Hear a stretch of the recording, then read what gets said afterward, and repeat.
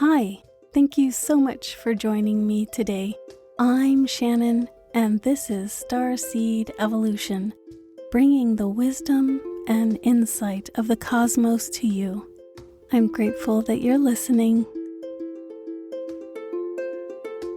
I am often asked by my clients and students how I stepped into the healing arts as a career. For over 25 years, I have been practicing as a licensed massage therapist, craniosacral therapist, Reiki master teacher, spiritual director, and meditation teacher. The one thing I can tell you is that it was not a direct path. One of my clients recently asked me what I would label myself as, since she felt like I wasn't just a massage therapist. I told her the closest defining phrase that I could come up with that encompasses all of it is intuitive healer. It turns out that when I was young and they would ask all of us children the question, what do you want to be when you grow up? That particular job title was not on the list. Nor would I have known it even if it had been. My journey has been a winding one of unknown twists and turns where I have stumbled many times into dark places constantly, blindly trying to feel my way through as I move forward on my path, which has become more clear the more I've stepped into it. So let's start at the beginning. At least back to my college days. I attended the University of Arizona on an academic scholarship, moving from Yuma, Arizona, where I was born, and coming out to Tucson, Arizona for the university experience.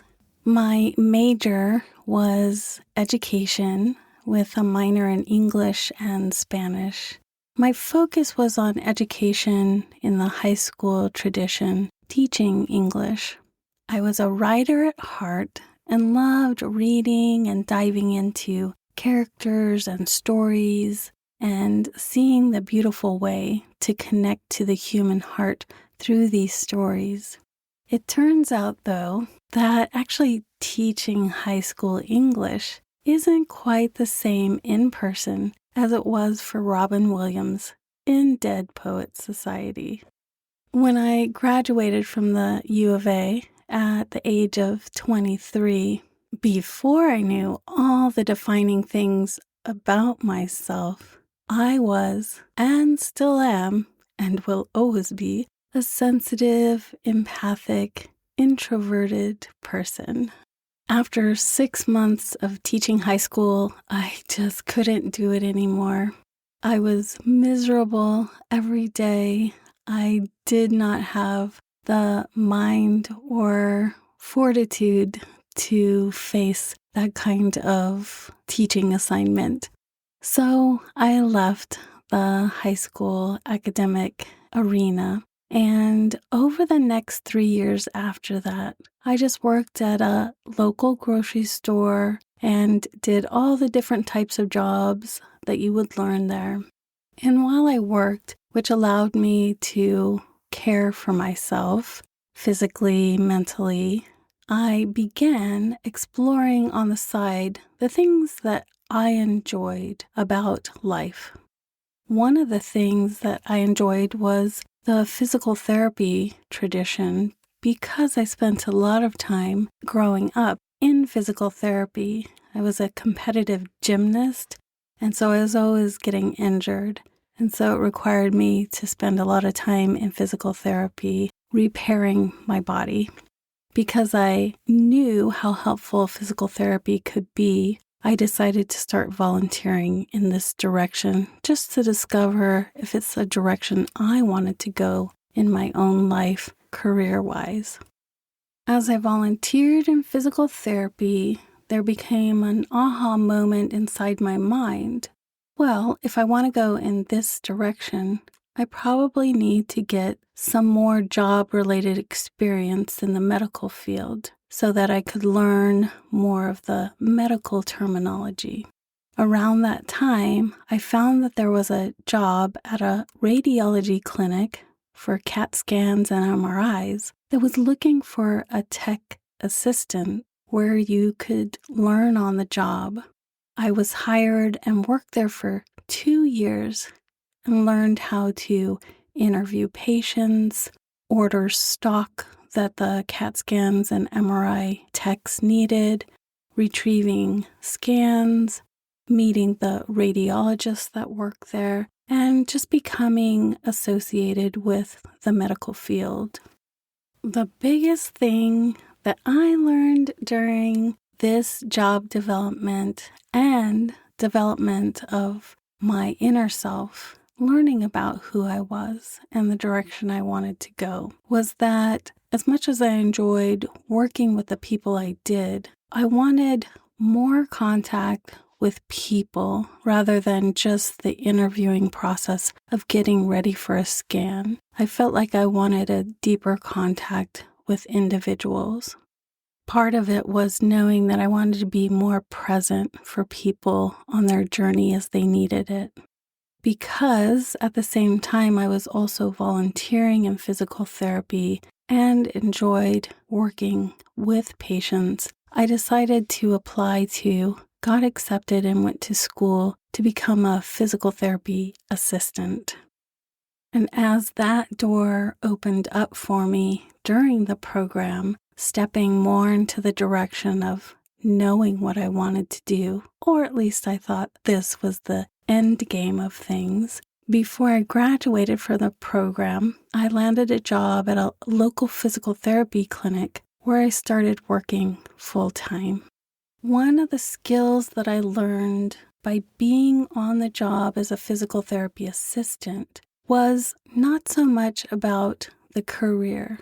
It was more about me being able to become more professional, become more articulate, learning to sit with people and enjoy talking to them, being present for where they were on their path into healing. And the healing was more directed around the physical body. It was something that I knew too, because I had experienced it myself for many years. I did notice that because I was quite shy, it was sometimes hard talking to people during their recovery. And I wanted to become more confident or articulate when I spoke with people. And to build that confidence, I decided to take a public speaking class at the local community college.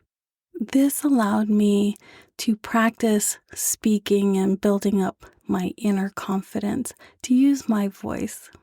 Over the next 2 years, as much as I enjoyed helping patients, being a physical therapy assistant, I did realize that my role was limited to just doing exercises with patients, and it was very monotonous over and over, and it was hard for me to feel passionate about what I was doing. Even if I could see people getting better, just knowing that my role here was limited, I saw my brain getting bored and restless and knew I needed to expand. Now, as I talk about this part of my journey with you, yeah, it sounds easy that I just came to a realization and knew that I easily needed to shift. But it wasn't, because part of understanding myself was change is very difficult for me. And I've learned at this age, many years hence, to work with the feelings of change that come up for me. But at this time, it was very trauma-inducing, knowing that I needed to make a change, not knowing how, and trying to figure out what direction I was going or how I'd even make it come to life. So I did experience a lot of anxiety and panic, and that was another part of myself that I had to learn to work with going into counseling. So even though my soul self, my inner self, could feel I needed to make this change, my brain had trouble adapting to it. So it was sometimes an excruciating experience to try and figure out how to make this happen. Now, the interesting thing was that as I was working as a physical therapy assistant, our clinic was inside an affiliate business that offered medical-based personal training for cardiac rehab patients, and along with it, what they offered was massage therapy. I became friends with one of the massage therapists that work there, and as we became friends, I began to see and experience what physical therapy was hands-on as a way of a healing modality. It did become an adjunct into physical therapy as an assistant, where sometimes I was taught and shown how to give specific 15-minute sessions, and that was my introduction into massage therapy. My brain likes to try and organize and figure out paths. So at this point, I began to compare the two possible paths that I could go in and looking at the pros and cons. So one of the paths that became available was I could go into the field of physical therapy by going back to school to become a physical therapist. And at that time, it required a master's degree. Now, if you look 20 years later, it is a doctorate, but back then it was a master's degree. Although I did have a bachelor's, it was in English and education. So if I were to go down that path of getting the master's degree in physical therapy, I would have had to do 2 years of additional prerequisites of all the sciences. When I looked at the other path, which was getting training to become a massage therapist, I didn't have to complete any prerequisites because part of the training program that we had, which was a 1,000-hour program, it went through all of the things that we needed in the classroom. As I looked at both of the paths, I did discover that massage therapy matched more the direction that felt not only easier for me to go into with a shorter amount of training, also that it would open doors that I didn't yet know about. The question then became for my mind, which is what I was looking at, was I always had gone both in college and after college towards things that were more practical. Not necessarily that I would enjoy more, but that were more practical. In order to explore the massage therapy path, which in my mind didn't seem as practical or useful as becoming a physical therapist, I decided to just explore it by calling and scheduling a meeting with a massage school director and take a tour of the local school, which was called Desert Institute of the Healing Arts, which drew many students from around the country. After going on the interview, sitting down with myself and reviewing it, I made the decision that this is the road that I would like to go down. I received an acceptance letter from this school, and they let me know that I could enroll right away to begin in September because I had gone into the interview during August. However, I knew inside myself that I needed to wait a year before enrolling. And the reason for this is because I didn't want to go into debt by attending school. I decided that I needed an additional part-time evening job that I could use to save all of that money that would help me pay for the schooling program. And in fact, I did stumble upon a part-time night job that was really easy to do, although it meant that I would have long days for a year. But the good thing was that it not only helped me pay for my massage therapy training, which is a 1-year program, but when I was in the day program for massage therapy, I was able to keep that night or evening job part-time so that I could still pay for all of my rent and food. And the sweet thing about it was when I got ready to enter into the massage therapy program a year later, my parents gifted me some additional funds that also helped to put me through school as well, which I am grateful for. Now, the program was a year long during the day, full-time. It was a 1,000-hour program. When I graduated, I did become a licensed massage therapist. This licensing program opened a door not only in my heart, but in my head that allowed me to step into a whole new world of healing and actually become a career path that could lead me deeper into my own spiritual path. And as I stepped through this door, through massage therapy and on this career path, that was just the beginning. Now, for the sake of our podcast, I'm going to wrap it up here and call this part 1. And it was the first part of stepping into my career in the healing path.